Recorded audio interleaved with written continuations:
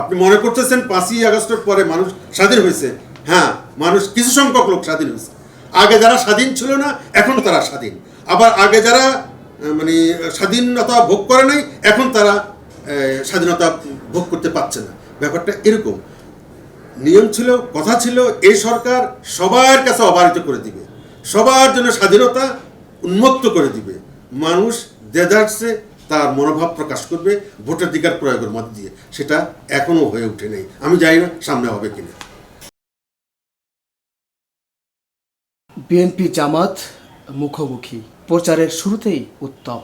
Vote চলেই আসছে, অনেকে বলেছিল ভোট হবে না, তো আমরা শেষমেশ দেখতেই পারছি ভোট হতেই যাচ্ছে আগামী 12ই ফেব্রুয়ারি। আর অল্প কটা দিন আছে, আপনি নিজেই নির্বাচন করছেন, আপনি কি মনে করছেন?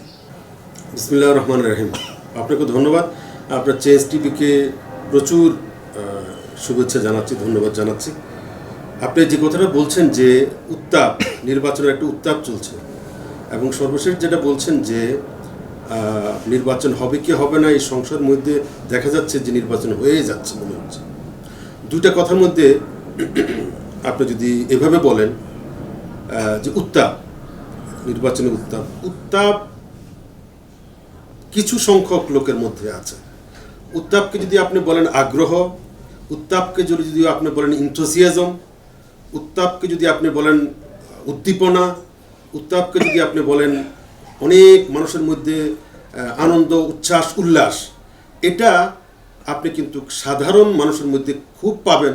এটা আমি হলফ করে বলতে পারি না, এটা আমি আপনাকে বলতে পারবো না, কারণ আমি মাঠের লোক, আমি নিজে নির্বাচনে নেমেছি, আপনি জানেন। তো আমি দেখছি না যে মাঠে ময়দানে মানুষের মধ্যে, সাধারণ মানুষের মধ্যে, খেটে খাওয়া মানুষের মধ্যে, শ্রমজীবী মানুষের মধ্যে এই নির্বাচন নিয়ে ব্যাপক উত্তাপ আছে, উত্তেজনা আছে, আগ্রহ আছে এবং আনন্দ উল্লাস আছে। এটা আমি খুব লক্ষ্য করছি। তাহলে আপনি কি বলতে চাচ্ছেন এটা শুধু রাজনৈতিক দলদের মধ্যে সীমাবদ্ধ? অনেকটাই এমনটাই। কিছু রাজনৈতিক দল যারা স্টেক হোল্ডার, রাজনৈতিক দল, প্রথমত এখন সময় যুগ যাচ্ছে, মনে হচ্ছে যেন যুগ যাচ্ছে বিএনপির এবং জামাতের। আপনাদের সোশ্যাল মিডিয়ার বদৌলতে, প্রিন্ট এবং ইলেকট্রনিক মিডিয়ার বদৌলতে বোঝা যাচ্ছে, মনে হচ্ছে যেন যে এই দুই দলেরই জয় জয়কার বা তাদের উত্তাপ, উত্তেজনা, আগ্রহ সব কিছু মনে হয় দুই দলের মধ্যেই সীমাবদ্ধ। এটা সর্বৈব সত্য নয়।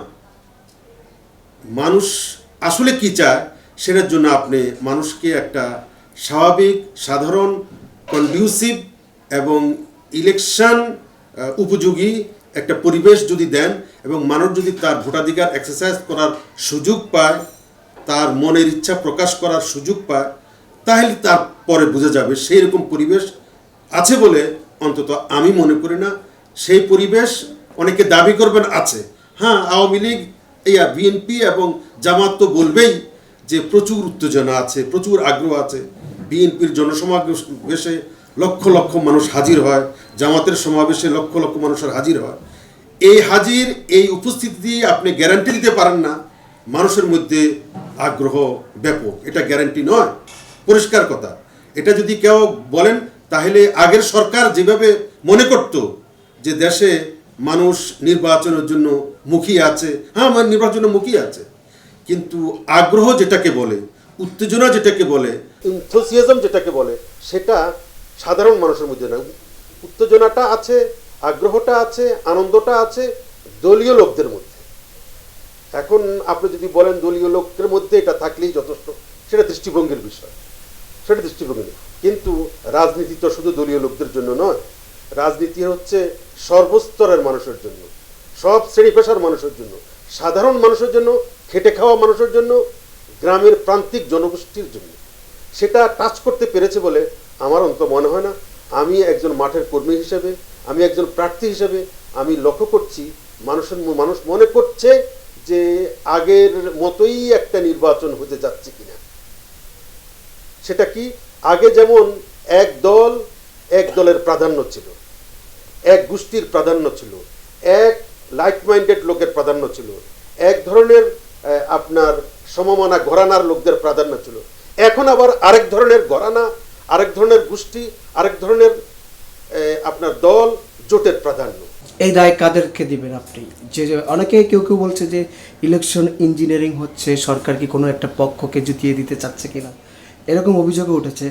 আবার আমরা বিভিন্ন গণমাধ্যমে দেখলাম যে পোস্টাল ভোট, যেটা যারা প্রবাসী আছে তাদের ভোটের ভাঁজ, এবং আবার দাঁড়িপাল্লাকে সামনে রাখা, ধানের শীষকে নিচে দেওয়া, খুঁজতে কষ্ট হওয়া। যেহেতু বড় একটা দল, ধানের শীষ আর দাঁড়িপাল্লা পাশাপাশি থাকতো, অনেকে এরকমই প্রত্যাশা করেছিল।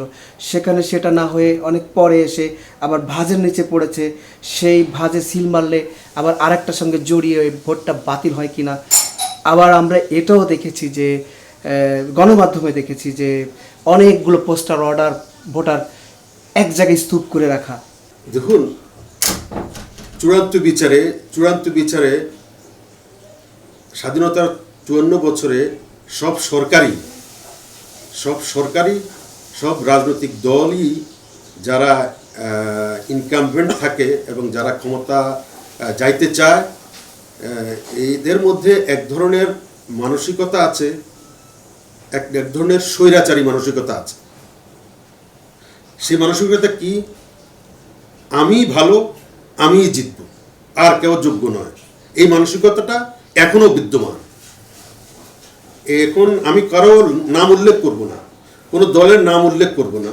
আপনি জনগণের উপরে মানে চোখ বন্ধ করে ছেড়ে দেওয়ার মানসিকতা আমাদের দলগুলোর নাই।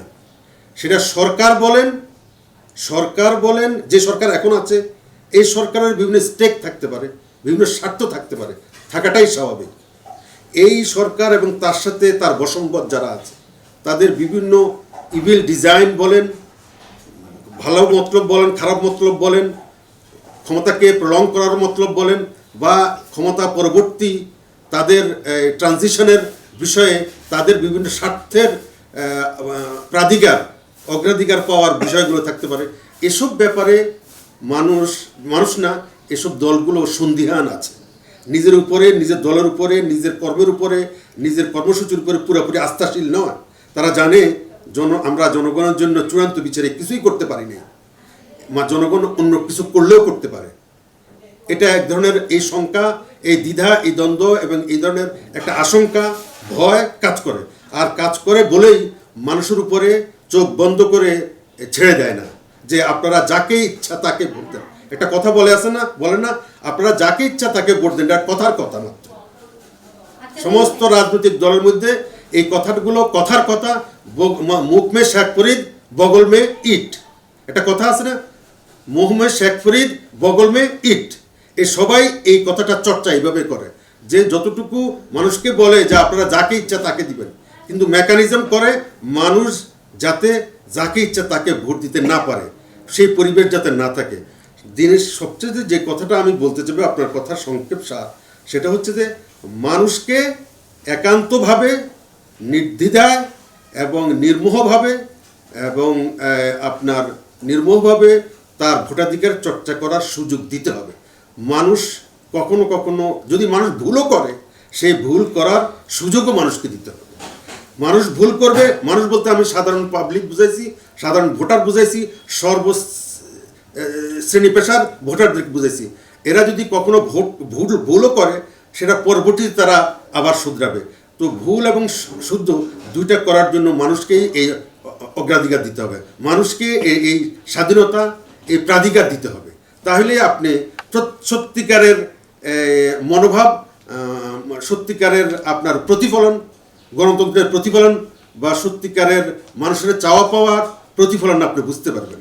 না হলে এটা হবে একটা সাজানো প্রতিফলন, এটা হবে এক ধরনের গোছানো, এবং মানুষকে খাওয়াইছেন। মানুষকে আপনি খাওয়াইলে ভালো গণতন্ত্র আসবে না। মানুষকে যদি আপনি কোনো জিনিস জোর করে গিলান, তাহলে আপনি সঠিক প্রতিফলন পাবেন না। সেটা দিনের শেষে চূড়ান্ত বিচারে দেশের গণতন্ত্রের জন্য ভালো লক্ষণ নয়। আপনি সঠিক মানুষের বাদ বিচার পাইতে হলে মানুষকে স্বাধীনভাবে ছেড়ে দিতে হবে। একজন মনীষীর কথা আছে না, যে আপনি যদি কাউকে ভালোবাসেন তাহলে সেট ইট ফ্রি, একটা কথা আছে। আপনি যদি কাউকে ভালোবাসেন তাকে স্বাধীন করে দেন। মানুষ স্বাধীন নয়। আপনি মনে করতেছেন 5ই আগস্টের পরে মানুষ স্বাধীন হয়েছে। হ্যাঁ, মানুষ কিছু সংখ্যক লোক স্বাধীন হয়েছে, আগে যারা স্বাধীন ছিল না এখন তারা স্বাধীন, আবার আগে যারা মানে স্বাধীনতা ভোগ করে নাই এখন তারা স্বাধীনতা ভোগ করতে পারছে না। ব্যাপারটা এরকম। নিয়ম ছিল, কথা ছিল, এই সরকার সবার কাছে অবারিত করে দিবে, সবার জন্য স্বাধীনতা উন্মুক্ত করে দিবে। মানুষ দেদারসে তার মনোভাব প্রকাশ করবে ভোটাধিকার প্রয়োগের মধ্যে দিয়ে। সেটা এখনও হয়ে ওঠে নাই, আমি জানি না সামনে হবে কিনা।